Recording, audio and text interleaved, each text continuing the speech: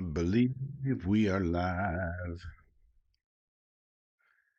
Select. All right. Should be live. Friday night live. Let me know if you can hear me out there.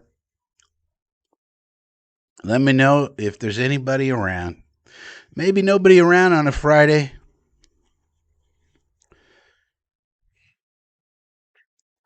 Maybe nobody around on a Friday. If you're out there, let me know. Uh, we got a lot to talk about.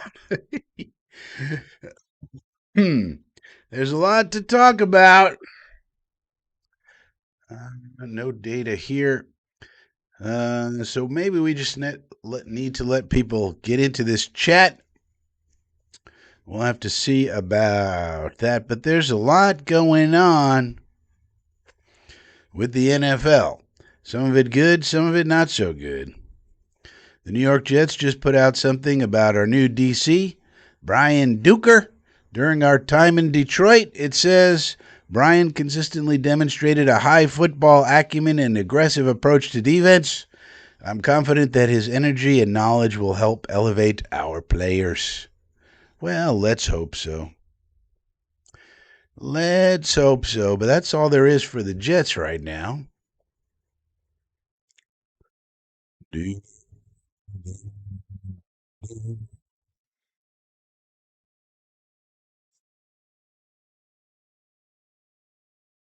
I guess there is some news here. Fernando Mendoza will attend the combine, but declines to elaborate on participation level.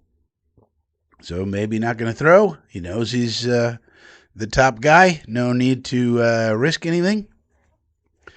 I guess. Um, Other things. Well, let me know if you can hear me in the chat. It says we got 8 viewers. Put a comment in the chat if you're lurking so I can know everything's working okay. And let me know if you can hear me and see me okay. I'm a little under the weather, as you can probably tell with my voice, but nothing serious. Always got to know if the chat is working. There we go. Kevin's here. Let's see this. Yeah, brings it up. Okay, good. Kevin says Jets new DC will be a clipboard holder. Yeah. Yeah, which is good news because it means that Aaron Glenn is now the DC in effect. HC and DC, which is good because we know he's a good DC.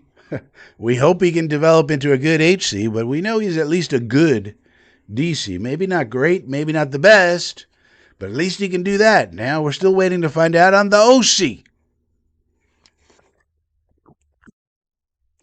Man, my voice is a little choppy. A little choppy. Um, but some of the other things that we got going on now, we could do a mock draft if we get enough folks in here and you want to.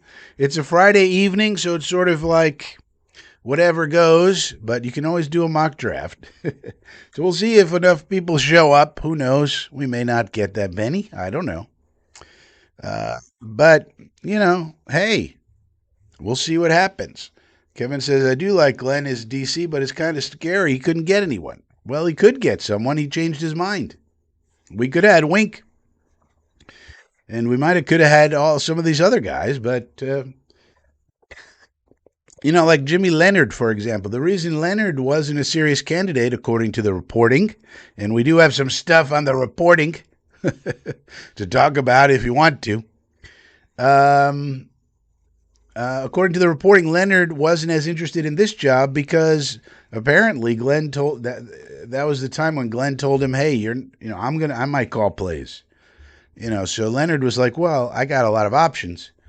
If I'm gonna be a DC, I'd like to call the plays. I sort of have I have a career trajectory here to think about. Whereas some of these other minor guys like Duker, they'll take a step up because it is, but they're not going to call plays. And maybe in a year or two, once we get the train on the tracks, let's hope, being optimistic, then maybe Glenn hands it off to Duker. You know what I mean? So So I think it's overall a good plan. It's just how we got there was very convoluted. But at the end of the day, we got to a good place. Now we're still waiting to see what the hell goes on with the offense. That's kind of important. We'd like to have some sort of an announcement. Be nice.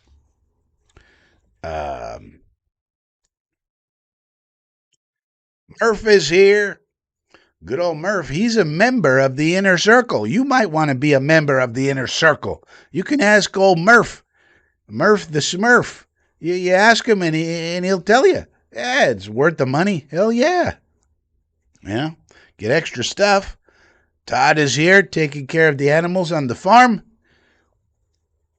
He says, doing a mock draft? Great idea. Well, we only got 10 people in here, so we got to see how it goes. Kevin, yeah, I don't blame anyone in that situation. If I'm the DC, I'm the DC. Right. The established guys like Wink or Leonard, who's on the career trajectory upward, or O'Neill, they weren't going to go for that. But these minor league guys like Ephraim Banda and Rojo and Duker, these guys, they'll take it because that's a step up for them. So it all makes sense. It's just how we got there was just too convoluted. And I've been rethinking my omerta theory, actually, of dealing with the media. I don't think you can actually do omerta. I don't think you can successfully. They get too angry, and there's too many different sources of information. If they get really angry, the media members, and we saw some of that today, we could talk about what was going on X this morning.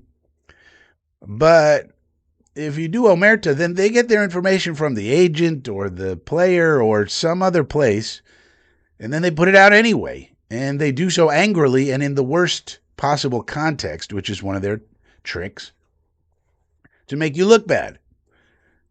So I don't think omerta actually works. I used to have on the ticker, we got a ticker up here, we got a logo switcher over here, and we got the comments right here. And so I used to have on the ticker, that omerta is the best policy. And then I thought, is that really true? Omerta means silencio. That's the mafioso word for it. And then I thought, no, if you do that, you piss them off too much. If you piss off the reporters too much, they get their revenge. And it's very, very difficult to come back from because they all act as one, this giant blob of media. They all have each other's back, and it's very, very difficult to fight back against people who buy their ink by the barrel. It's the old saying. So I don't think omerta actually works.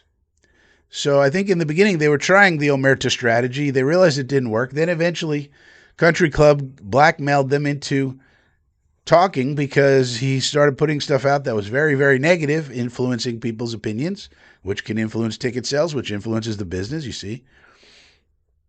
And then they started leaking him information. They were like, okay, this omerta thing doesn't work. So you got to give them something. So it's tricky. It's tricky dealing with these hyenas, but something's got to be done. So Shichetti's here. Kudo for Dookie. Yeah, give me a thumbs up as you come on in. We got 12 here according to my little control panel. It says 12. Looking a little orange. Yeah, we got the orange shirt, so I figured throw on the old SUNY New Paltz hat. It matches. Sometimes you got to match, Sacheti. Oh, Murph, I've learned who the fakers are out in Jet World. Very important information for Frankie. Yeah, that's just one of the very important pieces of information you can learn from Frankie by joining the Inner Circle by clicking the join button down below. Now, we also have some news that came out about 42 minutes ago. I'll just read Rich Cimini's tweet. Teams were notified today that the 2026 salary cap will be between $301.2 million and $305.7 million. Based on a $303.5 million cap, that's right in the middle there, the Jets will have $82.7 million in cap room per spot track, the fourth most in the league. They will have plenty of flexibility to make upgrades, and we all know there are many positions that need it, he has to throw in there. Why can't they just report the fucking news? That's what I'd like to know. But that's good news. I mean, it's put it this way, it's news. It it doesn't really help us that much, to be honest. We already had enough money. We got more space than we could use probably. What it means is we could really reach on some people if we need to. That's what it means. And we probably will do so. Like, for example, if we wanted to be real aggressive with Linderbaum, say, now we could be a little more aggressive. Now, you want to pay $20 million to a center? Well, 22, 23, which, you're going to have to pay the Jets tax. Well, now it's a little easier to do that. It's an absurd amount for a center, but he's the second best center in football. Excuse me, I'm a little under the weather. Sorry about that. Stacky's here. He's a member as well. Kevin Callahan says, I work in New Paltz every day. Well, then there you go, man. You know it's a hippy-dippy town. Bunch of hippy-dippies. New Paltz in my day was most famous for having a place called the Tripping Fields. So you can imagine what went on over there. Sacheti, Ty has bigger hands than Nussmeier. No, the thing with hands, Sacheti, is just you can't have smaller than 9-inch. So if they come in over 9-inch, you're good. Having bigger doesn't mean you're better. As long as you're not baby Hans Pickett, you're good. So it's sort of like a threshold thing. Superfans here. We got 20 now. So we're considering doing a mock draft, but we got a lot of news to talk about. So extra cap room, we got plenty of room. We can make more anytime we want. But what this really means for the Jets is we can be super aggressive for a couple of people. Like I would say Anzalone would be one. Linderbaum might be another one. AVT. I was reading some projections for AVT. They're projecting a 4-year contract for AVT at about 17 per. Would you guys give AVT a 4-year contract with 17 per? With his injury history? Now, based on ability, yes. Based on injury history, no. But PFF was speculating that he's going to get a 4-year contract at $17 million per year. If that's the case, somebody probably going to get themselves an AVT because I don't think we're going to do that. And we might have to go after Johnny Simpson or somebody else. But Todd says no. Nope, not doing it. 4 years. I mean, yeah, because we want to get him as a prove-it deal. But somebody else, like the other thing is he probably wants to go back to California now. I know his wife said that she probably has more friends in New Jersey now, having been here 4 years, than she does back home. Back home is California for them.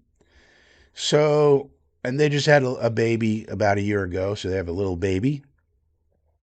But they might want to decide to go back to California. You never know. And if that's the case, I think the Chargers would be happy to sign him, for example. But I don't know if PFF is saying that. He's probably not going to take a prove-it deal. Then he could probably get at least a 2 or 3 year deal. He's not going to take a 1-year prove-it deal, which case it may knock us out. Then again, we got all this room. Maybe we be aggressive with AVT, and we don't be aggressive with Linderbaum or something. So we'll see. Kevin Tattoos is here. Superfan says, hell no. Yeah, it's a lot. I was surprised to see that projection. Yeah, you do have to spend, I think it's 90%. So you can save some, but you can't just store it all up and wait. No, you got to spend like 90% of it. So you can carry over some, but not that much. You do have to spend. It's a lot of cash for a center, but if it makes us a great O-line instead of an okay O-line, I'll take it. Yeah, that's what they're going to be considering. Now, Baltimore probably wants him back, and also don't forget Harbaugh is now with the Gigantes, and they need offensive line help, so they might make a push for him as well. I'm pretty sure Harbaugh, like most coaches, are going to want as many of their old players as possible. These coaches are not very, they just want the coaches they know, they want the players they know. You know what I mean? So, uh, so there's that. Now, the next story that came out is apparently there's a very strong tie between New York Giants co-owner Steve Tisch and Jeffrey Epstein. Dum dum dum. No bueno for the Giants and Mr. Tisch, who owns 50% of the team. Because apparently, if you read through this stuff, and some people have been summarizing it, it is no bueno, and including Mr. Connor J. Hughes, who said this story is horrifying. So somebody like Connor says it's horrifying. I don't know what the repercussions are going to be for Mr. Tisch, but situations like this in the past, unless it's something illegal, which we don't know if it is or not at this point in time, it could just be skeezy as hell, disgusting, but perhaps not illegal, what he did with Jeffrey Epstein. Situations like that would be hard to force him to sell. So if you're hoping that, for example, Woody Johnson is in these emails or something, first of all, no one has said that he is. I'm pretty sure they would have found him by now. I'm sure they're combing through. And even if he were, unless it was something illegal, and even then, I mean, look how long it took Daniel Snyder to get knocked out in Washington. So those are sort of the latest stories. Todd says, I'm okay with drafting offensive line as well as Greek agents. I think you mean free agents. Yeah, free, not Greek. The Greek agents, they're the ones who gouge you for the money. But yeah, we'll do a combination. We're going to sign a bunch of free agents, and then we're going to go into the draft, and we'll see how we do with these free agents. We have the fourth most amount of money to spend, so we're going to spend. I mean, Aaron Glenn this isn't the time to pinch pennies. Aaron Glenn is on the hot seat, very hot seat. There's no two ways about it. When you go 3-14 and then you fire as many people as you did, and then you go through this long and winding road to come back to your calling plays, and then the OC is still up in the air. After all this time, we don't know who the hell it's going to be. It doesn't look good, certainly. And you better start winning. So in order to start winning, you got to get more talent on the team. One way to do that is to overspend, which we will do. Now, I will say, 33 people in here, put in the chat if you want to do a 5-round mock draft. So we got enough in here now, 34. So according to my thing that it gives me here on the control panel. Let me know if you want to do a 5-round mock draft. We'll do a 5-rounder. But yeah, so we're gonna be spending, and you should just prepare yourselves that people are gonna say we're spending too much money. Ha ha! You spent way too much money on this guy and that guy, and we are. We're gonna overspend. Now, hopefully, we structure the contracts in a smart way so that it's not killing us down the road. But we're going to overspend because we got to greatly improve the talent on the roster, as I told you in the summertime. Whatever that was not good enough. So we'll have to see. Todd says yes. Kevin says yes. Rover Bet says yes. Superfan wants 2 rounds. Rover Bet wants Frank Reich would turn Will Levis into Brett Favre. It's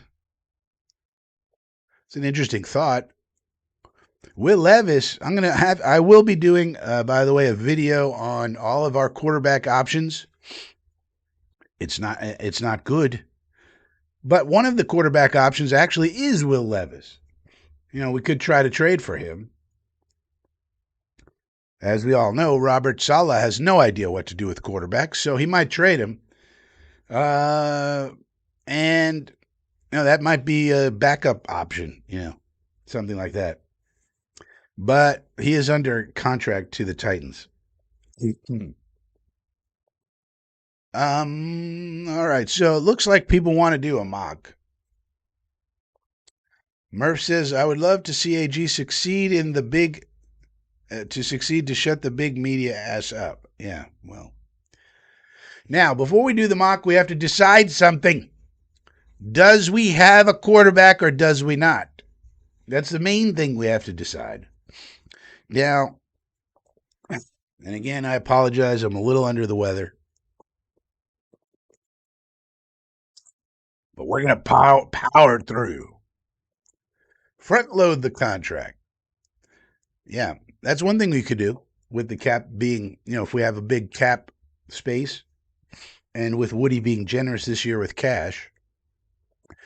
Now, we have to decide, does we have a starting quarterback or does we not? So it's looking to me, just to spoil my quarterback video that I'm going to do, but it's no surprise. The number one option that we have is actually named Kirk Cousins. Now, whether he wants to come here, whether he thinks it's a good situation, I don't know. I'm going to make a case in that video, and a lot of it has to do with his agent. Before you say Kirk will never come here, you got to know who the agent is. You got to know who the agent is. Take a guess who you think Kirk Cousins' agent is. It's very surprising.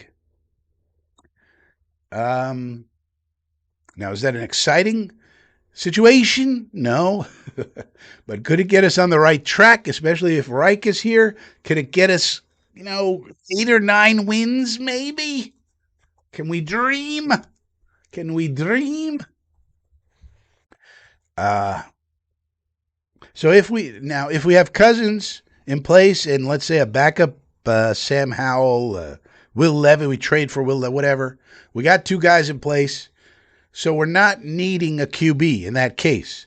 If we don't do anything like that, then, pick number 16 is going to be Ty Simpson, pretty much. Like if we don't sign anybody or we sign, let's say we only sign Sam Howell or something, and we go into the draft and it's Sam Howell and Bailey Zappi and Brady Cook, then guess what? Pick 16 is Ty Simpson. There's no, there's no other choice.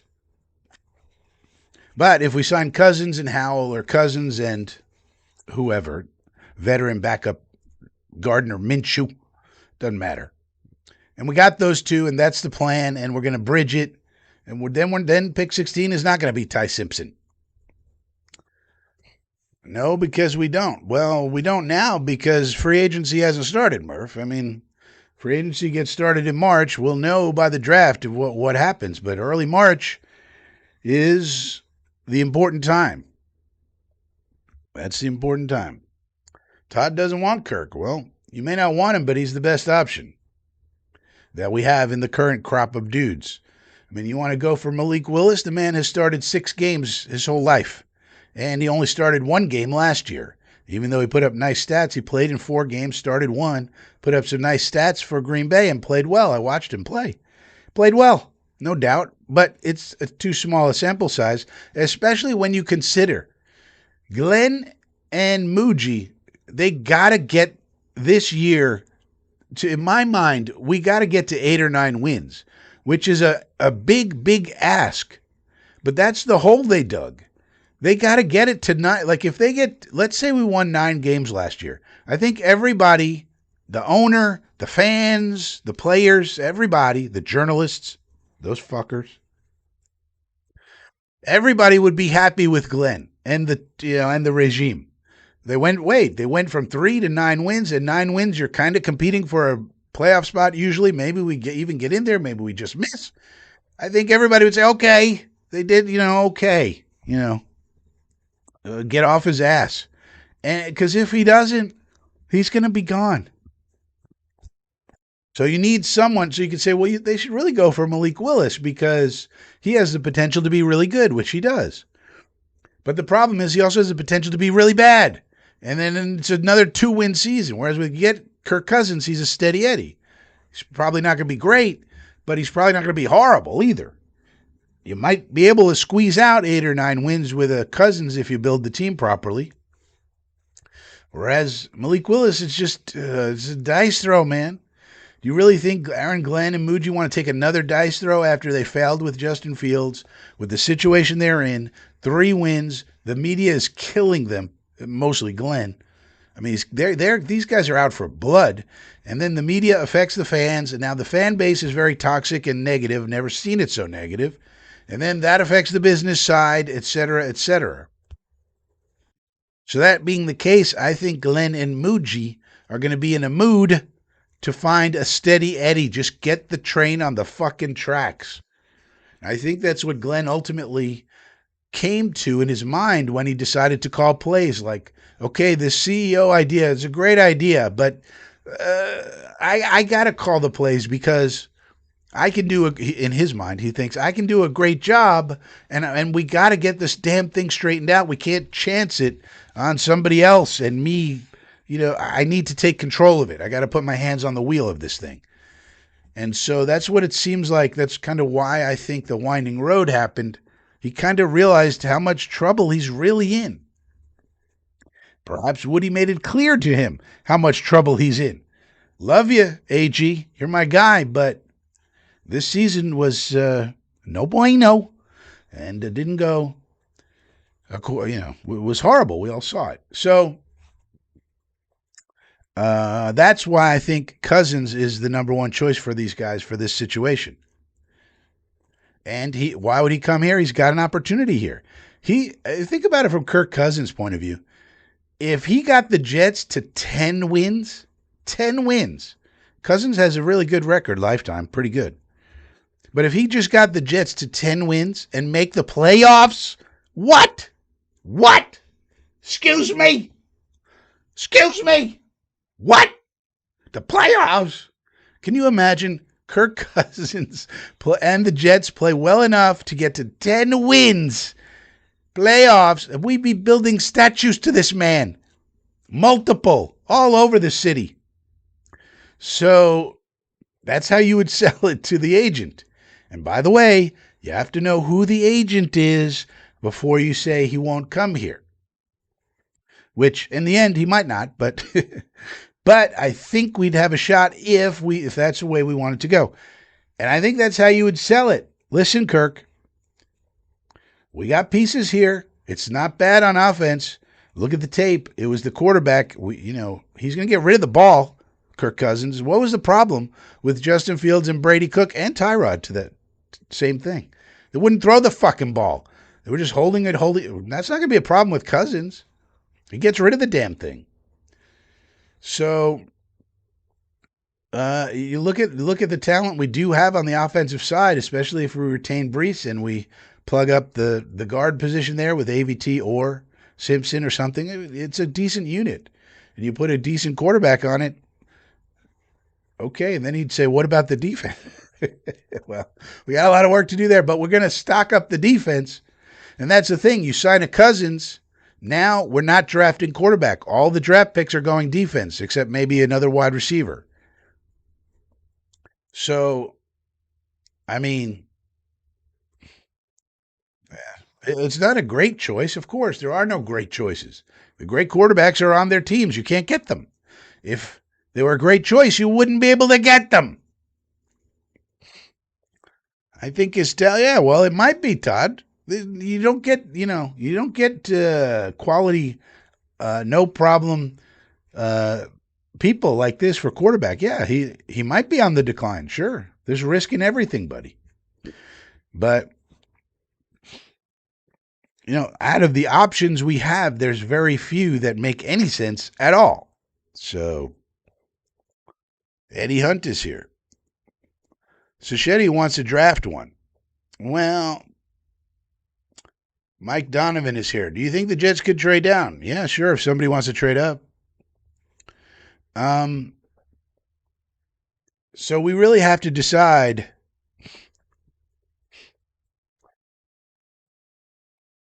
I'm going to make a decision. We are signing Kirk Cousins because I know who the agent is and you guys don't. I do the research around here. I research it. And you guys apparently do not. And that's unfortunate because it's very easy to do. I'm saying we're signing him. And that means we got our starting quarterback. Is it a great situation? No, of course not. If it was a great situation, you wouldn't be able to get him. So nothing else coming out. Usually the Jets are great at a Friday night news dump. But it doesn't appear to be the case. All right. Rover says, draft quarterback in the 4th. We have so many needs, I don't want to do that, even. I want to draft one in the 7th? Okay. But let's go over here. Now, this might work. This might not. So we'll have to see. Let's see what happens. Shazam! Okay. Let me know if you can still hear me. You can't see me, but that's okay. Why you can't see me, I don't know. The camera is working. But nonetheless, here's PFF. We got a draft over here. And if I put this, yeah, that doesn't come up. So Eddie said trading back from 2 in a light quarterback draft, probably not going to happen. Yeah, exactly. Who are people going to want to come up for? Arvell Reese. Now, the thing with Aaron Glenn, that means we're in a 4-3 defense, by the way. Now, we might have some schematic fluidity, but we're going to be a base 4-3. Now, it doesn't really, well, it does affect, because then we're going to have a choice to make at 2. So here we are. We're going to do a 5-round draft. You can see my little sliders. So let me know if you think these sliders should be different. I got randomness at 0. I don't like any randomness. Well, why would there be randomness? Do you think teams just pick a name out of the hat? So let me know if you think we should change the sliders. I think positional value and draft for needs are important, so they're pretty high. Here, I got it set for turbo and 5 rounds. Now we're going to be in a 4-3 base. That means defensive linemen are more important than linebackers in a 4-3 base. So I'm also going to assume that we're signing Alex Anzalone. So therefore, linebacker is not that important to us. It's important, but not as important as defensive line. And this should have our 5th round compensatory picks, of which we have 2. All right, no feedback on the slider, so we'll just enter the draft. All right, so the Raiders are on the clock now. Every single time that you do this, they take Mendoza. So that should be the case here. Yeah. So they took Mendoza. Now, interestingly, this is set up, and I think maybe PFF is getting better. Because if you look at it, Bain, Reese, Bailey, and Downs are pretty much the guys that we would choose from here. So there's no weirdness in terms of this. Now, if we were in a 3-4, I would probably take Reese. But since we're going to be in a 4-3, I like Bain. Why? Because we can use him as a defensive end on 1st and 2nd down. 3rd down, he kicks inside, and we bring in Spinny McWhinney, and we have our NASCAR package to rush the passer on 3rd and long. So the starting lineup would be JJ, Briggs, Phillips, and Bain. Spinny McWhinney on the bench. We're going to use Spinny McWhinney as a chess piece. We're going to bring him in 3rd and long. We might use him to spy the quarterback at times. But that's the reason in a base 4-3, I think we go Bain. Super says Bain. Eddie Hunt says Quincy gone. Well, we really need 2 linebackers. You need a 3rd one, but for the most part, the Jets are going to play a 4-2-5. Which is what they always do, 75, 80% of the time. So that's why I say Anzalone and Sherwood is basically our linebacker crew. You want to get a 3rd linebacker somewhere in this draft? Okay, but I wouldn't take one high. Now, Reese is listed as a linebacker, but he could also play defensive end. So you could go Reese here. It's not a problem. And you might want to. And if the Jets did, I wouldn't have a problem with it either. I think either of those are good. Donovan says Bain's arms are too small. He's a weak little baby boy. Did you see the man play? Now, his arms are a little short, so Donovan has a point. However, weak little baby boy? No, sir. Now, his arms are going to come in a little short. That's true, an inch or two. But he makes up for it with tremendous power. You got to watch people play. Now, thresholds are important. There are certain measurements and things. So you could have a concern. So Donovan brings up a point about the small arms. So that is a valid point. The weak baby boy is not a valid point, but the arm length is valid. Some people are not going to like that he has an inch arm length too small. That's true. I'm not worried about it, having seen him play personally. Now, but it's reasonable to say I don't like his arm length. I'm not taking him here. Take Arvell Reese. And if the Jets decided that, I wouldn't have a real problem with it. Reese is a hell of a prospect too. So really, the way I see it is Bain and Reese, you can't really go wrong, in my opinion. Now, some people might say Bain, arm length, you can go wrong. I don't like it. Okay. But in my opinion, Bain or Reese, whichever way you go, I'm okay with it personally. But based on how I think they'll be utilized, I would go Bain. So we see a couple of Bains in the chat. So we're going bang. Bang. Now at 16, see who's available. Now, the thing here is, so Lemon goes 8th, Tate goes 6th, and Tyson goes 5th. See, that's a problem. There's a big 3 at wide receiver here in this draft. It's Tyson, Tate, and Lemon. They all went in the top 10. So that means we should not take any kind of dang wide receiver here like Boston. We should not take. So I usually take McDonald here. You could take Parker, but you could take Banks. Now, Banks is a good prospect, but he was injured all last year. He's healthy now. He came back like the last 2 games of the year. So Banks, and he just had a good Senior Bowl. People were raving about him. So you could go Banks, but to me, that's too risky for a first rounder. Therefore, in this position, I like Caden McDonald. Then we're stocking up our defensive line. Remember, we need 8 of these motherfuckers. When you have a 4-3, you need at least 8 really good defensive linemen, and you need 2. You need 10 really on the damn roster, because that's what you're saying with a 4-3. You're saying you love defensive linemen. That's what you're saying. Let's check one other thing. So Arvell Reese went to the Tennessee Salas, the Tennessee Bob Salads. David Bailey went to the people in the desert out there. Interesting.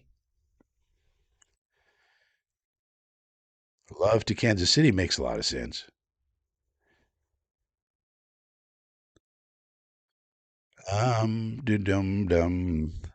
Peter Woods went 14th. Caden, that's the pick. Falk, you could go Falk for sure. I don't like Keldrick Falk because he didn't have any production. Now, he might be good. Some dudes don't have production, but then they get into the league and they turn, I don't know, they somehow can play. So I would not do Falk. I would not do Banks, because in the first round, now I like Falk and Banks, but I don't like him in the first round because I like my first rounders to be home runs or at least doubles. I don't like any risk with any risk. I don't like significant risk with a first round pick. So I'm going Caden McDonald here. So now we did defense. Now we're at 33. Bell is here.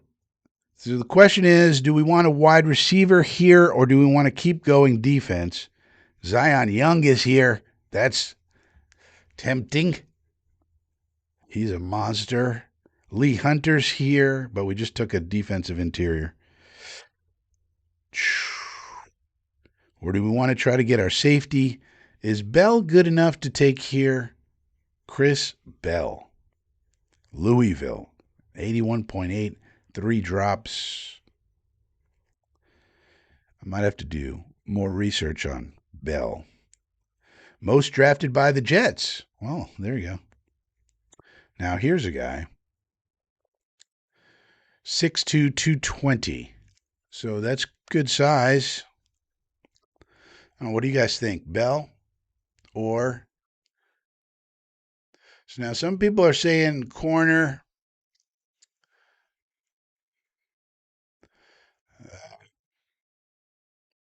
Mike Donovan says, don't we need offense? What do we need on offense? We need another wide receiver. That's about it. Assuming we have the quarterback.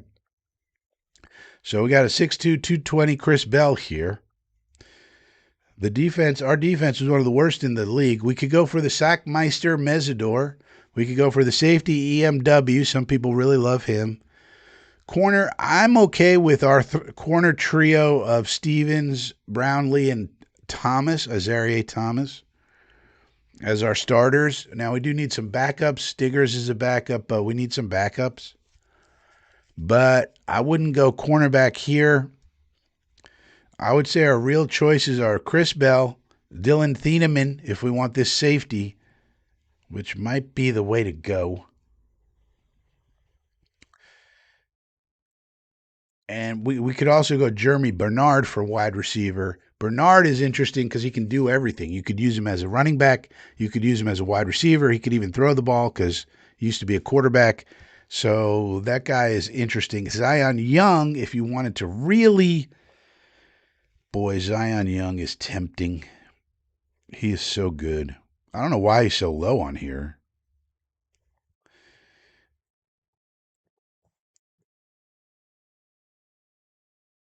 One injury away from bad news. Yeah, but you can't think about that when you have all these other needs. I mean, we have no safeties. I mean, we have nothing. That's the sort of stuff you think about once you have a solid foundation, which we do not have. OG, we need a corner. Don't we need offense? So I'm going to go...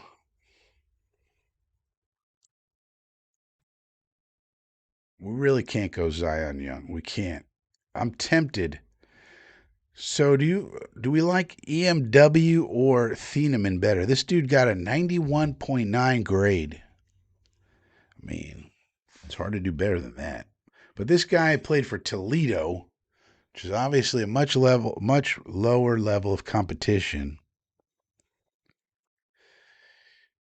Some people really like him. Thieneman played for Oregon, 91. All right, we're taking Thieneman. Fuck it. This is a type of guy you need in the middle of your defense.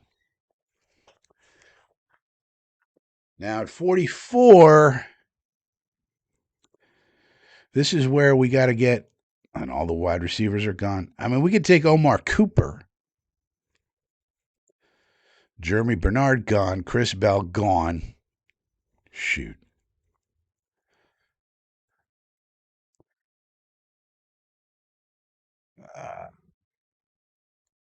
I think since we did 3 defense, we need a wide receiver.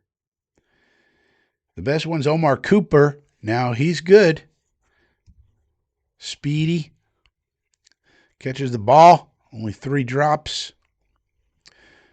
27 missed tackles forced. I think here we did 3 defense. Now we got to get a wide receiver. I think. Eddie Hunt says Maction. Yeah, that's the problem, right? You watch his film and it's like, wow, he looks really great, but he's playing in the MAC. Get us hitter, please. Well, the Thieneman's a hitter. Bell is possibly out for the season. Oh, Chris Bell is? So I'm glad we didn't pick him. Jake Golday all day. Jake Golday. Oh, the linebacker. Jake Golday, a linebacker from Cincinnati. Well, like I said, we don't need linebacker. I'm assuming we get Anzalone. One of the things we need to do is make sure our offense can do something.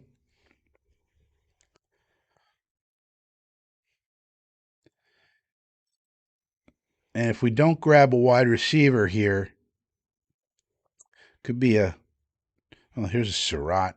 But I would rather take the speedy one out of Indiana's wide receivers. So I think we're going Omar Cooper. In this scenario, is Brees in the roster? Yeah, Eddie, I think we're retaining Brees. We should have probably said all the conditions. Like we're signing Anzalone and Cousins and Brees Hall and John Simpson. So if we have John Simpson, we don't need a guard. But we need a third wide receiver. I'm going Omar Cooper Jr. All right, now here we are in our fourth round pick. Now here's our picks. We got Bain, McDonald, Thieneman, and Cooper. So we got our wide receiver. So offense is pretty much done. We still got to go back to the defense, I would say. Now the question is, do we get a guy like Genesis Smith? This is a ball hawker.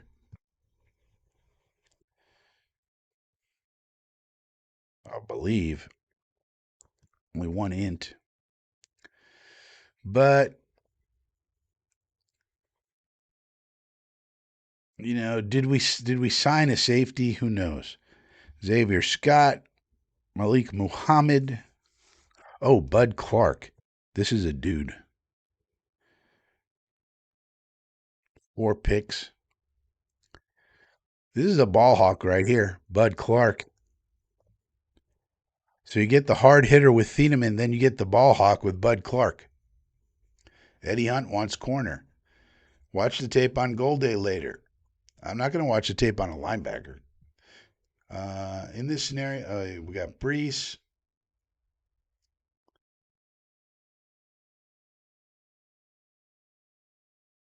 People still want corner. Xavier Scott is the best one available. He had a 68.3 grade. I never heard of this guy, but only played 3 games. Malik Muhammad.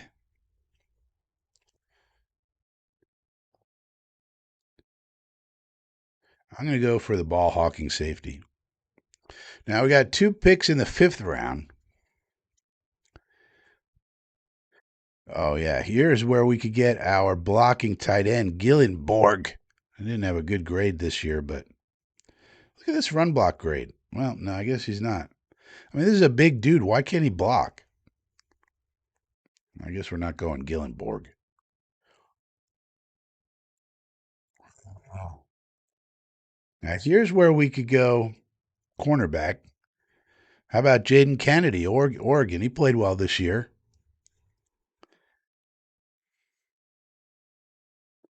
Or at least I remember that out of my memory. I remember him making some plays.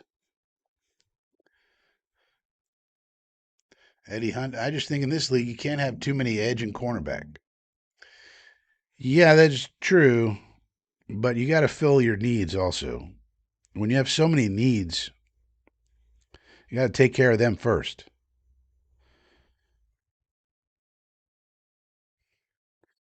So I would say here, but here's a place where we could take it because we took care of what we needed. We kind of still need some more edge and interior, but I mean, do you really want to take uh, Xavier Harris? This seems like a decent. Actually, we need defensive tackle in the worst way. We really don't have much. We probably have to take a guy like this, Xavier Harris. Seems like a decent defensive tackle, rotational. We could go Kennedy. Yeah, we need another defensive tackle. That's a problem with ignoring. We totally ignored it last year. Now, here's our next one. And here, we could still take Kennedy. Jermaine Matthews, Domani Jackson.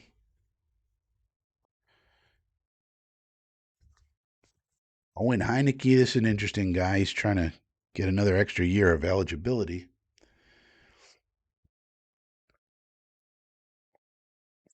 Uh,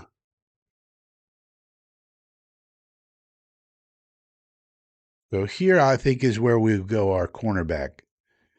So I'd say let's get Kennedy, big program. Name rings a bell. That's a pretty good draft right there, regardless of what grade they give me. They gave us a B. We got Bain, McDonald, Thieneman, Cooper, Clark. So we solved our safety problems, in theory. We got some run stuffers. We got some pass rush. And we got a backup corner, special teamer. But that's, I mean, that's pretty much what you could expect. That's the beauty of not needing a quarterback to draft because, you know, we got to stock up, man, on these young players here. That's pretty good, I think. That's pretty good.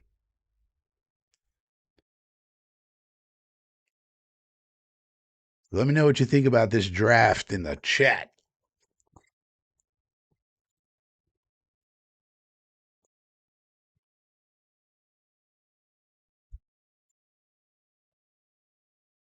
It's the draft. All right. So we did a 5 round mock draft. And you can see the type of things that we could get.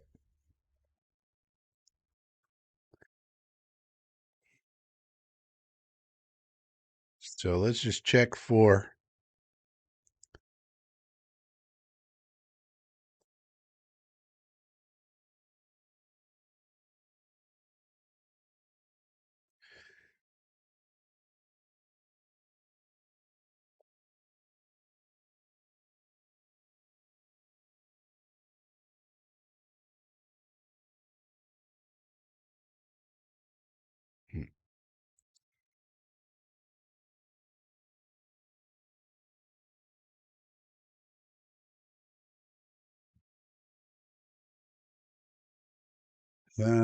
Check for any news. They are now saying that Woody Johnson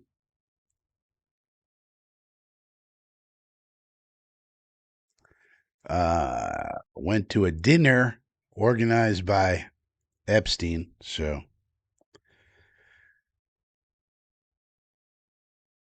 there's something. But I don't think going to dinner with. Here's the other people who were at the dinner: Candace Bergen, Evelyn and Lynn de Rothschild, Maureen Dowd, Bryant Gumbel, Woody Johnson, Barry Levinson, John Lithgow, Lorne Michaels. So these are all famous people. Bette Midler, Nora Ephron, Rick Stengel, Blaine Trump, David Weston, Brian Williams, Bob Woodruff. So that's not going to hurt Woody at all. But man, this Epstein stuff goes far and wide. Holy smokes.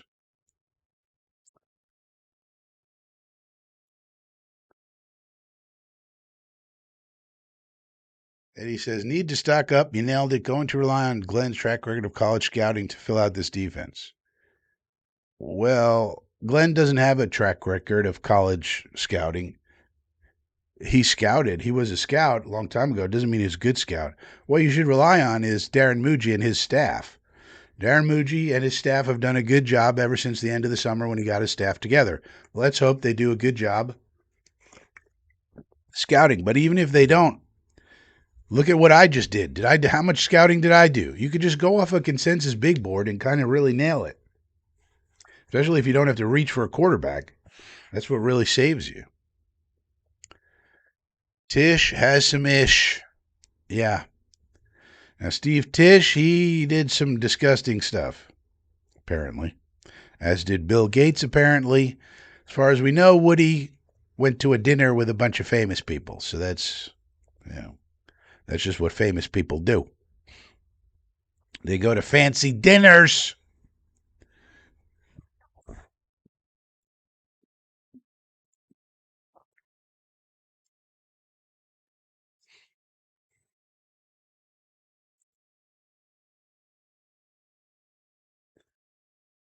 So that's what's going on. There's really no news. I'm kind of surprised that we haven't heard about the OC yet.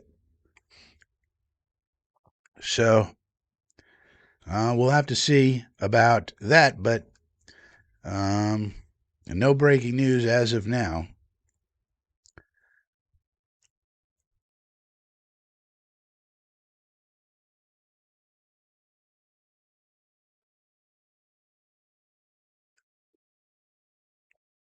Man, wouldn't it really be something if Epstein brought down Woody Johnson? That would be that would be crazy. Of course, if the Jets were put up for sale, it would be no problem to sell them. In fact, there's a report right here. Sources: Seahawks will go up for sale after the Super Bowl. So the Seattle Seahawks are going up for sale right after the Super Bowl. League and ownership sources familiar with the arrangement told ESPN. This is because Paul Allen died and left it to his sister to control the team as executor of the trust, but the directive was she had to sell it eventually. And apparently now she's selling it. So if you ever wanted to buy an NFL team, now's your shot. If you got a few billion laying around, like 10 billion, you might want to buy the Seahawks. You could be an NFL owner, like I am. I'm part owner of the Packers. Bet you didn't know that.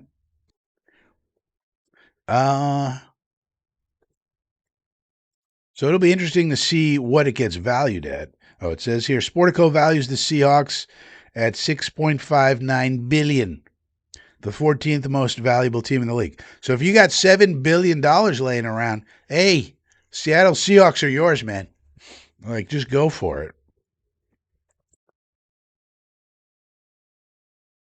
One team executive told ESPN the Seahawks could fetch 7 to 8. Ooh. So, look, if you ever thought about being an NFL owner, now could be your shot. You got a shot. Iowa Jets is here. I think Tanner is going to be a co-coordinator for now because he and Mooj are tight. Tanner Engstrand was fired. What are you talking about?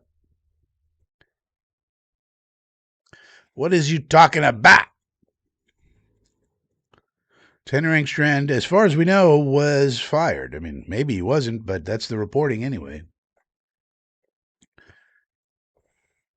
So he's not going to be anything. He's going to be on the street. He'll land on his feet somewhere.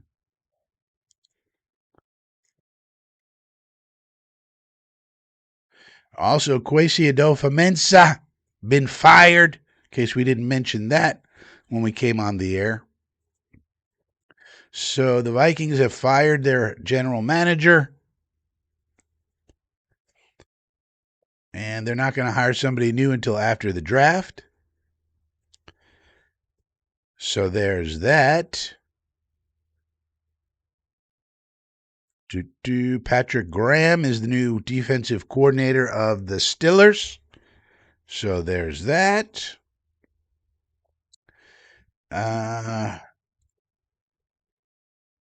Declan Doyle,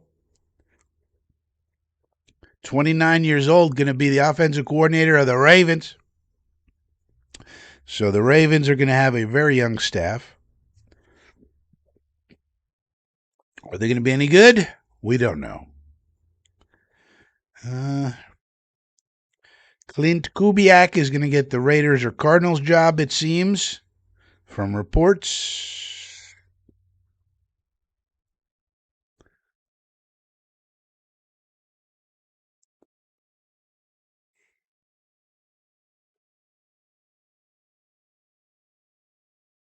And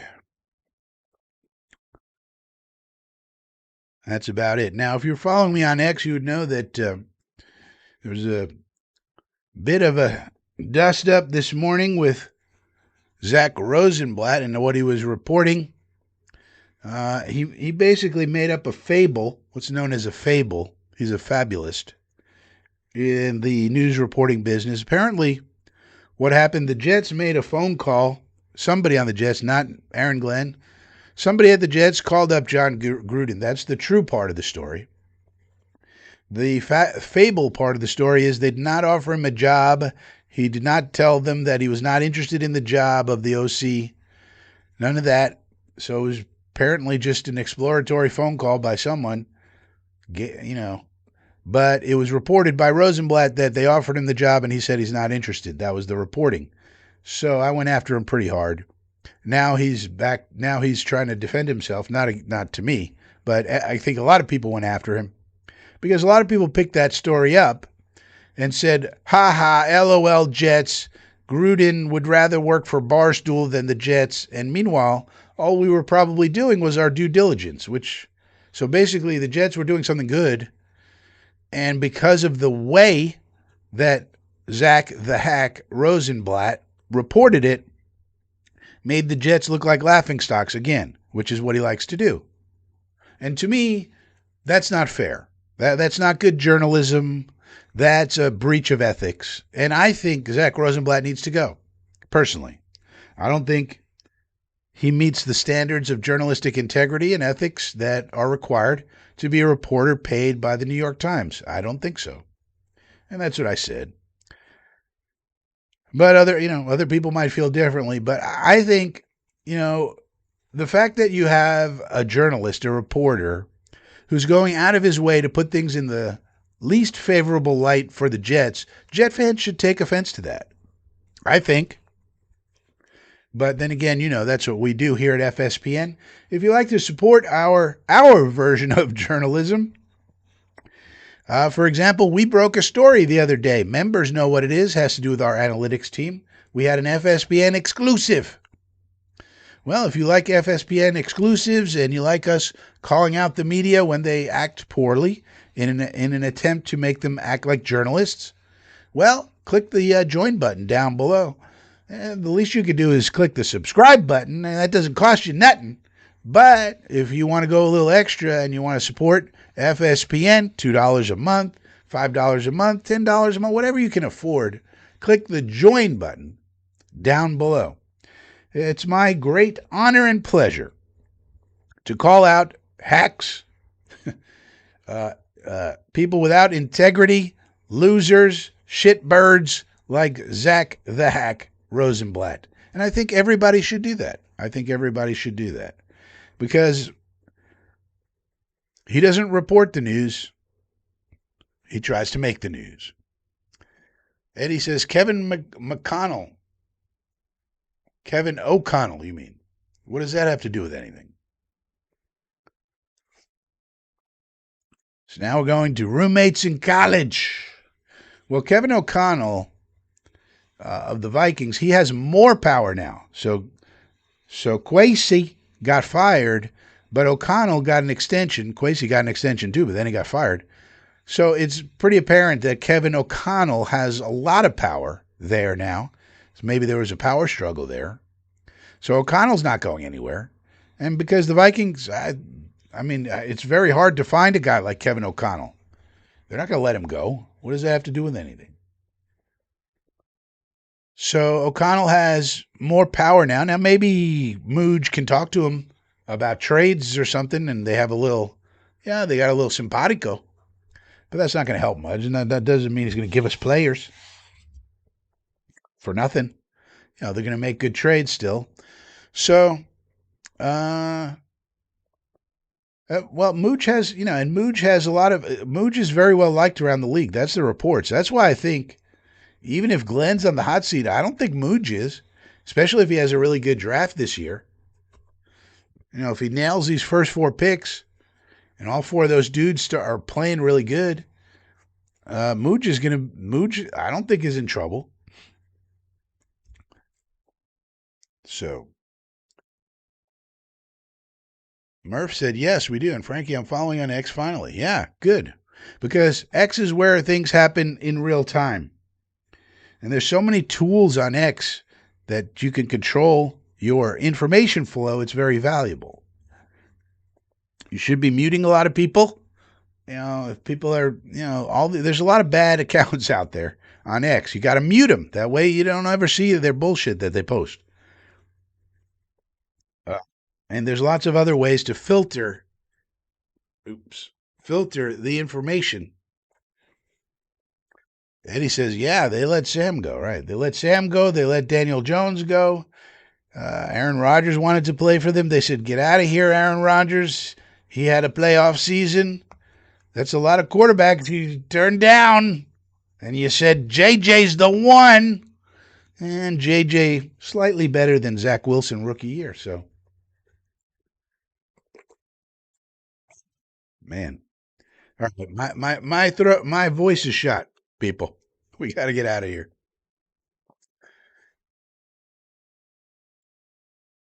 Yeah, we're going to be buyers, Eddie. We're going to be spending like drunken sailors, Eddie. Yes. What did I just say? Glenn needs to win. And the way to win is you stock your roster with average and above talent. Remember, I had the whole thing about how many average and above players do we have? And the answer was not enough. Now we're going to be going after average players, and we're going to make sure they fucking come here. And the one way you do that is you overpay them. We're going to overpay, yes. But that's what you do when you're trying to win, desperately. And hopefully we get the quarterback right enough and the OC right enough to where we can right the ship, and we'll do that. All right. So my voice is shot. Thank you for joining. Click the subscribe button, click the like button, click the thumbs up button, click the join button, click all the buttons. And I will see you